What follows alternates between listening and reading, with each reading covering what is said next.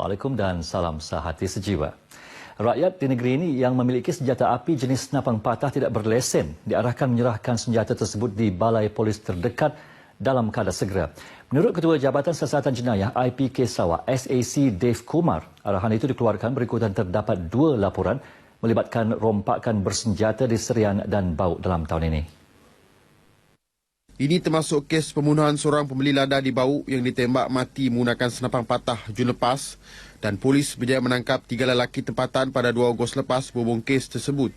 Terbaru, sepasukan polis telah merampas selaras senapang patah dengan 18 butir peluru di kampung Sepadi Cina Lundu pada pukul 1 petang tadi. Siasatan awal mendapati suspek berusia 49 tahun itu memiliki senjata api tersebut tanpa lesen dan permit dan kini disiasat di bawah Seksyen 8, Kurungan A, Akta Senjata Api 1960 dan juga memiliki harta curi. SAC Dev yang dihubungi Pemberita RTM di Kuching mengesahkan perkara tersebut. Pemilik senjata api tidak berlesen berdepan hukuman maksimum penjara 7 tahun dan didenda RM10,000 jika sabit kesalahan. Penubuhan Strategic Rural Economy Task Force atau Petugas Khas Strategik Ekonomi Luar Bandar telah dipersetujui oleh Kabinet Negeri. Timbalan Ketua Menteri merangkap Menteri Pemodenan Pertanian dan Ekonomi Luar Bandar, Datuk Dahmar Douglas Ugah Embas berkata, ia bagi memastikan pelaksanaan semua program mampu meningkatkan pendapatan penduduk di luar bandar. Katanya, mesyuarat pertama bersama pasukan petugas khas itu telah diadakan baru-baru ini yang turut dihadiri oleh Ketua Pengarah Unit Penyelarasan Pelaksanaan di Jabatan Perdana Menteri, Datuk Seri Ahmad Zaki Ansor Muhammad Yusof. Mesyuarat kedua pula akan berlangsung pertengahan bulan ini dengan disertai kesemua 32 agensi, merangkumi 18 agensi pusat dan persekutuan, 6 badan berkanun serta syarikat berkaitan kerajaan. Ini bagi menyelaraskan kesemua program yang akan dilaksanakan sepanjang tahun depan, khususnya di dalam usaha mengurang bilangan peserta yang tersenarai di bawah program Akhiri Zaman Miskin atau Satu Azam dari Sarawak. Menurut Datuk Ahmad Douglas, ketika ini peserta dari Sarawak merekodkan jumlah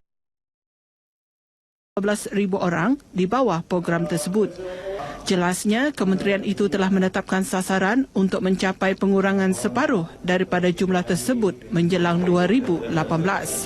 Datuk Ahmad Douglas berucap dalam majlis makan malam Kementerian Pemodenan Pertanian dan Ekonomi Luar Bandar di Kuching. Hasil perbincangan mengenai penurunan kuasa persekutuan kepada Sarawak perlu dibentang kepada kerajaan negeri sebagaimana yang disaran oleh Ketua Menteri Tan Sri Adnan Satim. Sehubungan itu, Menteri di Jabatan Perdana Menteri Nancy Shukri berkata mesyuarat jawatankuasa pelaksanaan penurunan kuasa persekutuan kepada Sarawak akan diadakan pertengahan bulan ini bagi mengetahui hasil perbincangan tersebut. Dan memang menjadi hasrat kita untuk melihat at least there is progress. Apakah progresnya sama ada? Kalau dari segi perundangan mungkin it will take time. But then I believe there are others yang kita telah kenal pasti. Saya percaya pihak negeri sudah kenal pasti beberapa perkara. Actually, saya tidak ada rasa khawatir. I'm not worried about apa yang berlaku apabila saya tidak lagi merajui kementerian dalam bidang hal perundangan kerana saya telah menjalankan kerjasama dengan pihak negeri dan melihat sendiri apa yang telah disediakan oleh pihak kerajaan negeri. Katanya perkara itu perlu diselesaikan secepat mungkin sebagaimana dalam pertemuan antara Ketua Menteri Tan Sri Adnan Satim dan Perdana Menteri Datuk Seri Najib Tun Razak bulan lepas. Beliau percaya penurunan kuasa yang diminta oleh kerajaan negeri akan menjadi kenyataan pada penghujung tahun ini. Nancy Shukri mengulas perkara itu ketika ditemui media selepas merasmikan Majlis Penutupan Aerobikton SK Sungai Setutong di Kuching.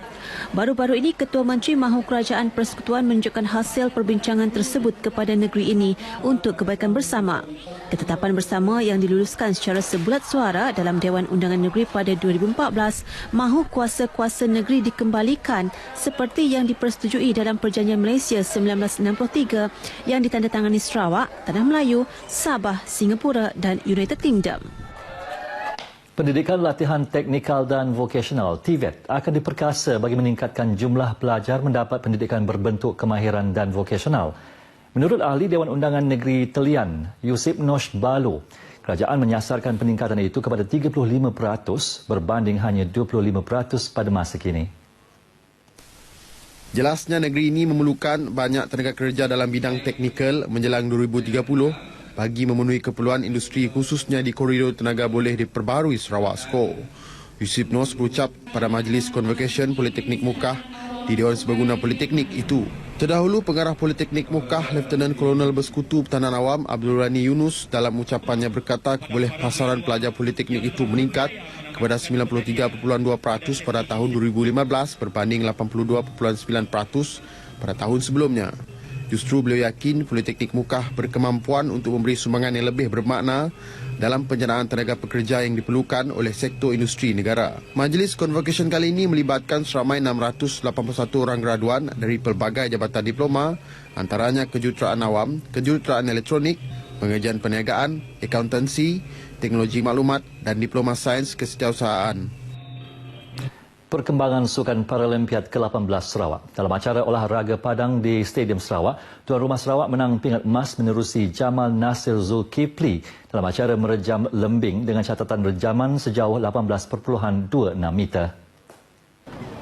Sementara itu, pingat perak diraih Jatin Muginsa dari Sabah dan pingat gangsa dimenangi Jensen dari negeri Perak dengan renjaman masing-masing sejauh 15.44 meter dan 14.28 meter. Bagi acara lontar peluru lelaki akhir, Sarawak hanya mendapat pingat gangsa menerusi Stanley Ngo dengan lontaran sejauh 7.81 meter. Pingat emas dimenangi Muhammad Al-Hafiz Abu Hassa dari Pulau Pinang dengan catatan 8.82 meter, manakala pingat perak diraih Badrul Hisham Musa dari Johor dengan lontaran 8.61 meter. Dua atlet pasukan tuan rumah layak ke pusingan akhir bagi acara olahraga ber-800 meter lelaki kelas T12 iaitu kategori masalah penglihatan. Mereka ialah pasangan adik-beradik Felistin Merang Dainisus dan Filemon Lirong Dainisus. Turut layak untuk merebut pingat emas bagi kelas yang sama esok hari ialah atlet dari Kedah dan Johor. Setakat ini dahulu sumbangan berita dari Sarawak. Untuk lintas langsung N5 petang ini.